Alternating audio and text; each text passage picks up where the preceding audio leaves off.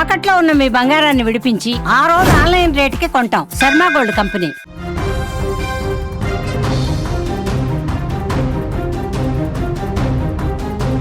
పశ్చిమాసియాలో యుద్ధం ఇప్పుడు సముద్ర మార్గాలకు పాకింది. ప్రపంచ వాణిజ్యానికి కీలకమైనటువంటి హార్మోజ్ జలసంధి రక్తసిక్తమైంది. దుబాయ్ నుంచి భారత్కు వస్తున్నటువంటి ఒక భారీ వాణిజ్య నౌక పైన ఇరాన్ భీకర దాడికి పాల్పడింది.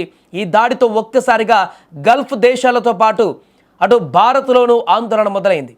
అసలు ఆ నౌకపై దాడి ఎందుకు జరిగింది, గల్లంతైన ఆ ముగ్గురు ఎవరు, ఇప్పుడు పశ్చిమాసియాలో పరిస్థితులు ఎంత భయంకరంగా ఉన్నాయో ఈ వీడియో క్లియర్గా మనం తెలుసుకోవచ్చు. దాంట్లో చూస్తే థాయిలాండ్కు చెందినటువంటి మయూరి బ్యాంకాక్ అనే వాణిజ్య నౌక యుఏఈలోని ఖలీఫా పోర్టు నుంచి గుజరాత్లోని కాండ్లా ఓడరేవు లక్ష్యంగా బయలుదేరింది.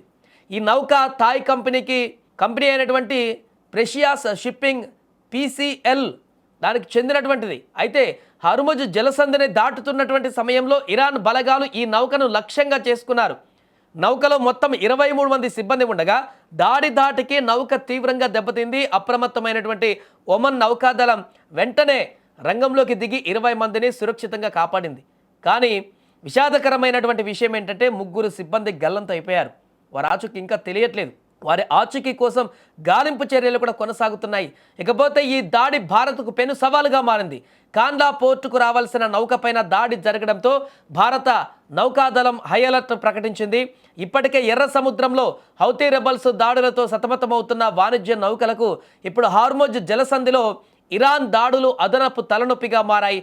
దీనివల్ల వస్తువుల రవాణా ఖర్చు పెరగడమే కాకుండా పెట్రోల్ డీజిల్ ధరలపైన కూడా ప్రభావం పడేటువంటి అవకాశం ఉంది.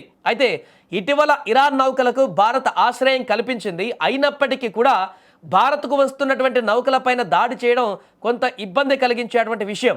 కాగా హర్ముజ్ జలసంధి గుండా దాదాపు 20% చమురు రవాణా జరుగుతుంది. దీనిని ఇరాన్ తన ఆధీనంలోకి తీసుకోవడంతో ఇప్పుడు ప్రపంచవ్యాప్తంగా చమురు గ్యాస్ సంక్షోభం తలెత్తింది. ఈ నేపథ్యంలోనే అమెరికా అధ్యక్షుడు ట్రంప్ హర్ముజ్ జలసంధిని స్వాధీనం చేసుకుంటారని ప్రకటించారు. తాజాగా ఇరాన్ ఆ మార్గం గుండా ప్రయాణించిన నౌకపైన దాడి చేయడంతో ఉద్రిక్తతలు మరింతగా పెరిగాయి.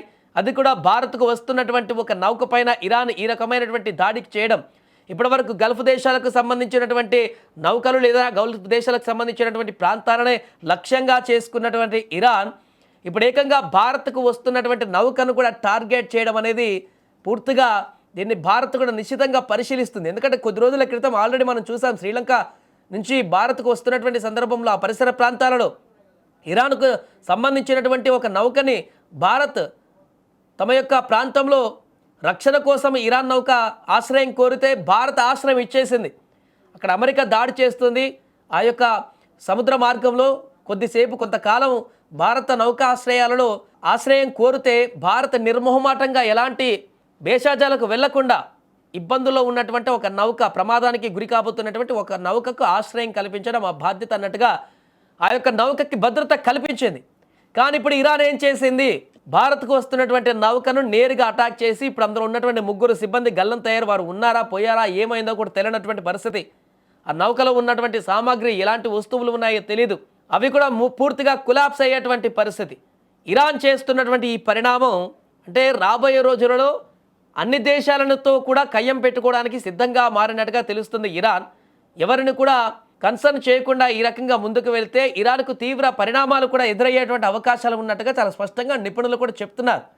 ఎందుకంటే ఇరాన్కి ఆపోనెంట్గా ఉన్నటువంటి శత్రువులపైన దాడి చేయడం ఓకే, పూర్తిగా వారిని దాడి చేస్తున్నటువంటి వారిపైన దాడి చేయడం కూడా ఓకే. కానీ ఎటు వారికి మద్దతు తెలిపేటువంటి వారు లాంటి వాళ్ళు కానీ లేకుంటే ఎవరి వైపు బ్యాలెన్స్గా ఉంటూ ఎవరి వైపు వెళ్ళకుండా బ్యాలెన్స్గా ఉన్నటువంటి దేశాలపైన కానీ దాడులకు తెగితే అవి కూడా ఆటోమేటిక్గా శత్రు దేశాలుగా మారేటువంటి ప్రమాదం ఉంటుంది. ఆ తర్వాత ఇరాన్ మరింత నష్టపోయేటువంటి అవకాశం ఉంటుంది. ఏదైనా కానీ హర్ముజ్ జలసంధిలో ఈరోజు జరిగినటువంటి దాడి అయితే భారత్ క్షుణ్ణంగా పరిశీలిస్తుంది. దీనికి సంబంధించి ఇప్పటికే అలర్ట్ కూడా ప్రకటించింది నౌకాశ్రయాల అన్నింటిలో కూడా పోర్టుల్లో.